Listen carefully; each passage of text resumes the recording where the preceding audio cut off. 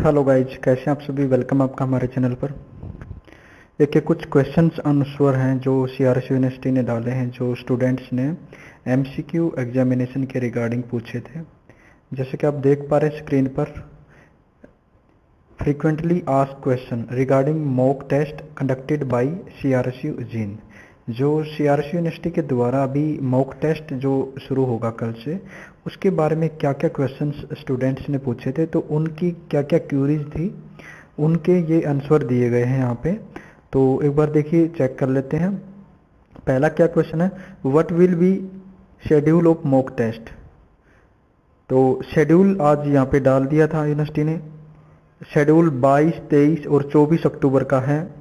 3 से 4 बजे के बीच में इवनिंग सेशन में यहाँ पे आपका मॉक टेस्ट होगा। 22 तारीख को जिन कैंडिडेट्स के नेम्स अल्फ़ाबेट ए से लेकर एच तक आते हैं उनका होगा 22 तारीख को।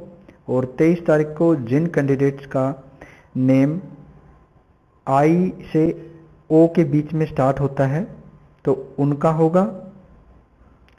ठीक है। उसके बाद 24 तारीख को, 24 अक्टूबर को होगा जिन स्टूडेंट्स का, जिन कैंडिडेट्स का नेम अल्फ़ाबेटिकली पी से लेकर जेड तक आता है तो उनका 24 तारीख को होगा। ठीक है।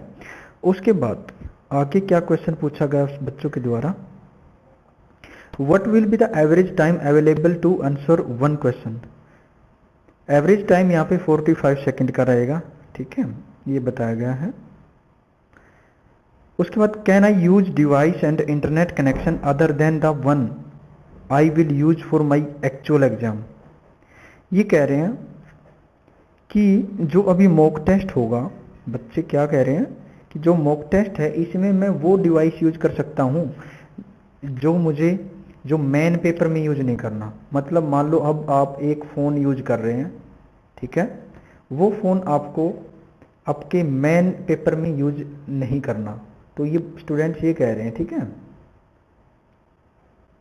तो उसके बाद यूनिवर्सिटी ने क्या जवाब दिया इसका, you should give the mock test with exactly same device. आपको मतलब देना चाहिए, आपका जो पेपर है मॉक टेस्ट का वो सेम डिवाइस से देना चाहिए। ठीक है, जिस डिवाइस के द्वारा आपने मेन पेपर देना है। ठीक है।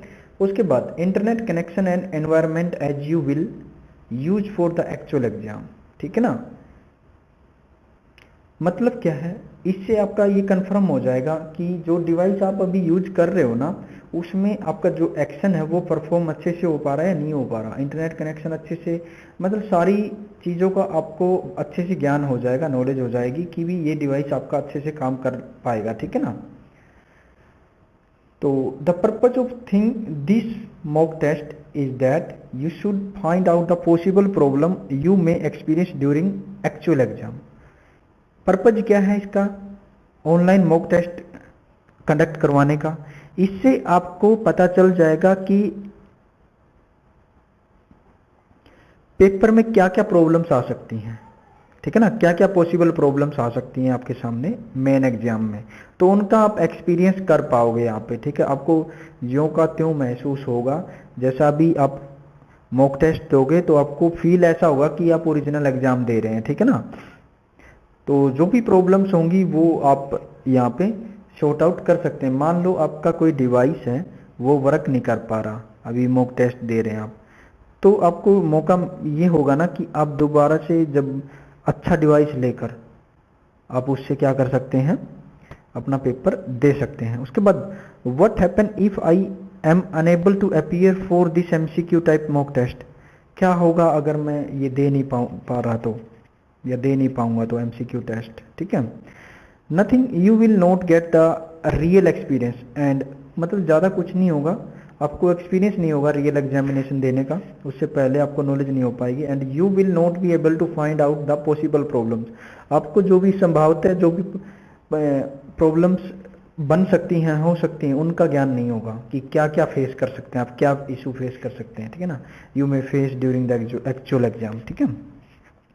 उसके बाद, how can I log in for the MCQ type mock test. अब मतलब मैं एमसीक्यू एग्जाम के लिए लॉग इन कैसे कर सकता हूँ, तो visit registration.crcu online exam.in slash click on applicant login, मतलब आपको ऑफिशियल वेबसाइट पर जाना, वहाँ पे लिंक आपको मिल जाएगा, ये लिंक दिया भी गया है इसमें।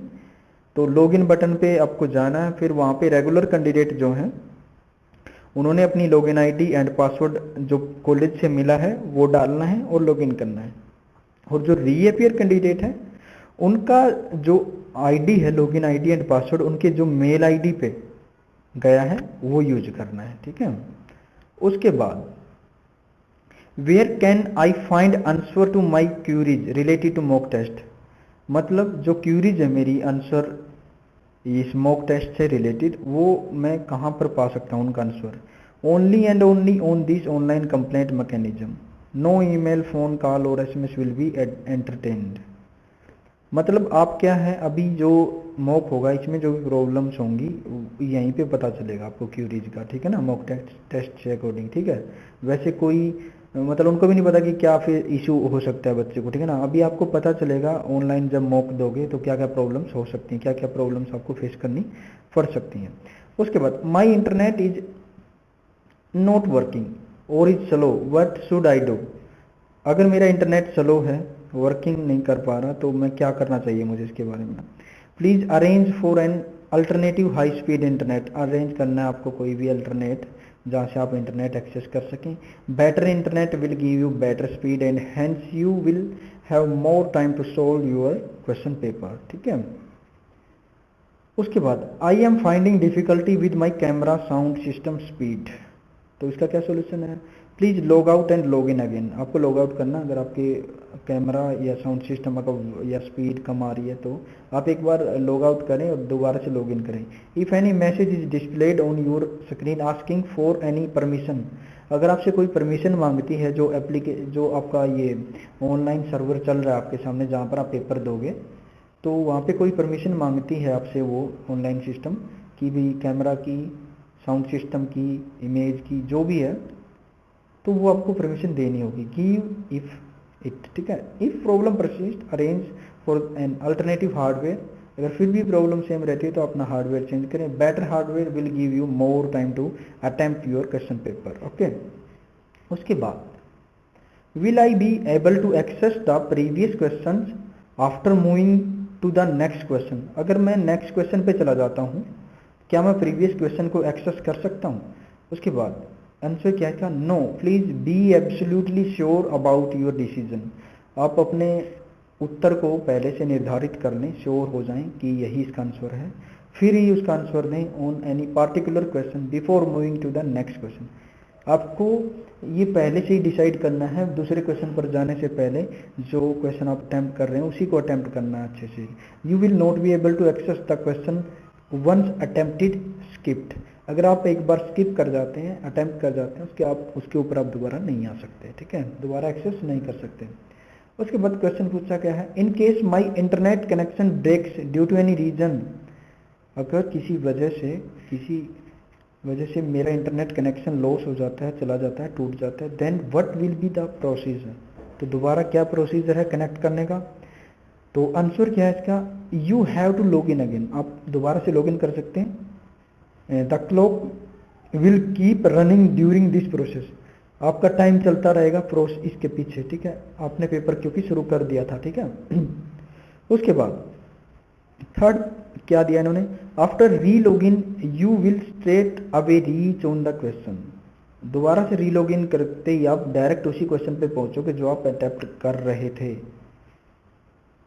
All earlier answer whether answer और स्किप्ड विल बी सेव्ड, वो सेव हो जाएंगे, ठीक है, आपने स्किप कर रखे हैं या आंसर दे रखे हैं, ठीक है।